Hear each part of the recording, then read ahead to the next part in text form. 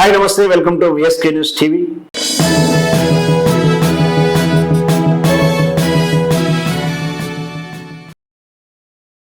భావ స్వేచ్ఛ, పత్రికా స్వేచ్ఛ, మనోభావాలు, ఈ మూడింటి ఈ మధ్యకాలం తరచూ వింటున్నాం. గౌరవనీయమైనటువంటి సర్వోచ్చ న్యాయస్థానం సుప్రీంకోర్టు ఎన్ని తీర్పులు ఇచ్చినా కూడా తరచూ ఈ అంశాల మీద చర్చ జరగడం, తరచూ ఈ అంశాలను మాదే వాదన గెలుపు, మాదే కరెక్ట్ అంటూ, అంటే భావస్వేచ్ఛ ఉంది, మేము ఏమైనా మాట్లాడవచ్చు అనే ధోరణి కొందరు. లేదు, భావస్వేచ్ఛ అన్నంత మాత్రం ఇలా చేయకూడదు, ఇలా రాయకూడదు, ఇలా మాట్లాడకూడదు అంటూ కేసులు పెట్టడం. పత్రికా స్వేచ్ఛ ఉంది, మేము ఏమైనా రాస్తామని వాళ్ళు అంటారు. లేదు, పత్రికా స్వేచ్ఛ పేరు మీద ఏది పడుతుంది రాయొద్దంటూ ఇంకొందరు. మీరేం రాసినా ఏం మాట్లాడినా మా మనోభావాలు దెబ్బతింటున్నాయని కొందరు. మేము నిజాలే చెప్తున్నామంటే మరికొందరు. ఇట్లా వీటి మూడింటి మీద సంఘర్షణ జరుగుతూనే ఉంది. ఇటీవల భావస్వేచ్ఛ మీద సుప్రీంకోర్టు గైడ్ లైన్స్ ఉన్నప్పటికీ, తీర్పులు ఉన్నప్పటికీ, పత్రికా స్వేచ్ఛ మీద కూడా స్పష్టంగా చట్టాలు చెప్తున్నప్పటికీ రాజ్యము లేదా బలవంతులు, పాలకులు తరచూ పత్రికల మీద దాడి చేయడము, బ్యాన్ చేయడము, నిషేధాలు చేయడము మనం చూస్తూ ఉన్నాం. ఇటీవల ఆనంద వికటం అనే తమిళ్ మ్యాగజైన్ వెబ్సైట్ నరేంద్ర మోడీ మీద వేసిన కార్టూన్కు నరేంద్ర మోడీ ప్రభుత్వం లేదా కేంద్ర ప్రభుత్వం లేదా భారతీయ జనతా పార్టీ ఆ పత్రికా వెబ్సైట్ని నిషేధిస్తూ ఆజ్ఞలు ఇవ్వడం, వాళ్ళు సుప్రీంకోర్టుకు వెళ్ళడం జరిగింది ఆనంద వికటం యాజమాన్యం. అయితే పత్రికా స్వేచ్ఛ మీద, పత్రికా హక్కుల మీద, భావస్వేచ్ఛ మీద సుప్రీంకోర్టు గైడ్ లైన్ ఉన్నప్పటికీ కూడా వీళ్ళు తరచూ ఈ విధంగా క్లాసులు అడ్డం పెట్టుకొని కేసు వేయడం తగదంటూ కూడా పత్రికా యాజమాన్యులు చెప్తా ఉన్నారు. ఇటీవల ఈ ఆనంద వికటం అనే పత్రిక ఆన్లైన్లో నరేంద్ర మోడీ పక్కన ట్రంప్ కూర్చున్నటువంటి ఆ చర్చలకు సంబంధించిన ఫోటో ఒకటి, కార్టూన్ ఒకటి డిజైన్ చేసింది. ఆ డిజైన్లో నరేంద్ర మోడీకి సంఖ్యల్ని వేసేసి కూర్చొని పెట్టి ట్రంప్ మాట్లాడుతున్నట్టుగా భావజాలాన్ని ఇచ్చారు. అంటే ఇక్కడ వాళ్ళ ఉద్దేశం ఎందుకంటే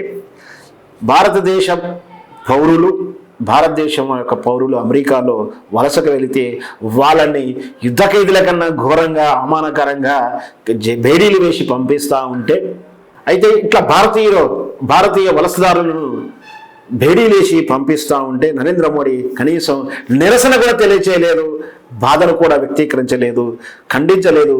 యుద్ధాలను ఆపలేనటువంటి నరేంద్ర మోడీ ఈ బేడీలను ఆపలేకపోయారంటూ కూడా భారతదేశం సమాజం అంతా కూడా ఎద్దేవా చేస్తుంటే, లేదు వాళ్ళ నేరస్తులు కాబట్టి ఏ నేరస్తులైనా, ఏ దేశ నేరస్తులైనా అలాగే ప్రవర్తిస్తారని సిగ్గుమాలినటువంటి సమర్థన చేసుకున్నటువంటి Bharatiya Janata party social media మనం వార్తలు చూసాం.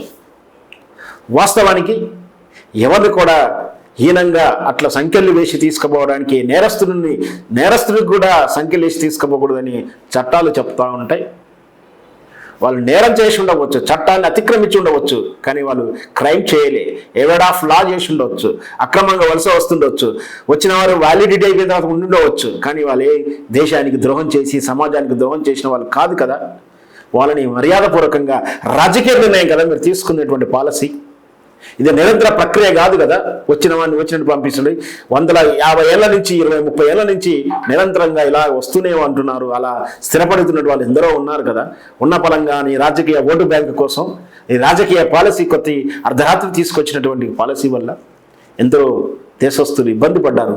వాళ్ళని సగౌరవంగా పంపించాల్సి ఉండే, ఆ క్లాజును చెప్పాల్సి ఉండే. చెప్పకపోగా నరేంద్ర మోడీ గారు ట్రంప్కు దాసోహమై ఆయన చెప్పినటువంటి నియమాలకు, రూల్స్కు, షరతులకు, ట్యాక్సులకు, సుంకాలకు తల ఉంచుకొని చేతులు కట్టుకొని నిలబడి కూర్చున్నట్టుగా భావించినటువంటి ఈ వెబ్సైట్ ఆనంద వికటం అనేటువంటి జర్నల్ అలా పత్రిక కార్టూన్ వేస్తే అది అభ్యంతరకరం అంటూ దాన్ని నిషేధిస్తే వీళ్ళు కోర్టుకు వెళ్తే కోర్టు కూడా ఇట్లాంటిది తగిన చర్యలు, భావస్వేచ్ఛను, మీడియా స్వేచ్ఛను అడ్డుకోవద్దు అని చెబుతూనే ఆల్రెడీ ఇది కేసులో ఉంది కాబట్టి కొన్నాళ్ళ వరకు దాన్ని బహిర్గతం చేయకుండా హిడెన్లో ఉంచండి అంటూ ఆ వెబ్సైట్ని ఓపెన్ చేసింది మద్రాస్ హైకోర్టు.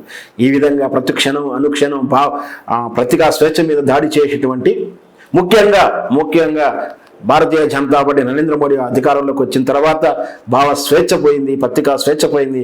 ఎవరు కూడా ప్రశ్నిస్తానికి వీలు లేదు. ప్రశ్నిస్తే వాళ్ళకు విదేశీ శత్రువులతో ముడిగడుతూ కథనాలు వండి కథనాలు రాసి వాళ్ళని మానసిక క్షోభకు గురి చేస్తున్నటువంటి ఆర్టికల్స్ ఎన్నో చదివాం.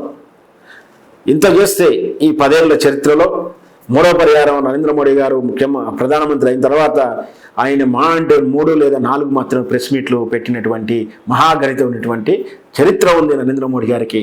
తాను మళ్ళీ పత్రికా స్వేచ్ఛ గురించి మాట్లాడుతుంటాడు, మనకి బాతని చెప్తా ఉంటాడు. ఇదంతా కళ్ళబొల్లి కబుర్లే అంటూ కూడా మనం నమ్మొచ్చు.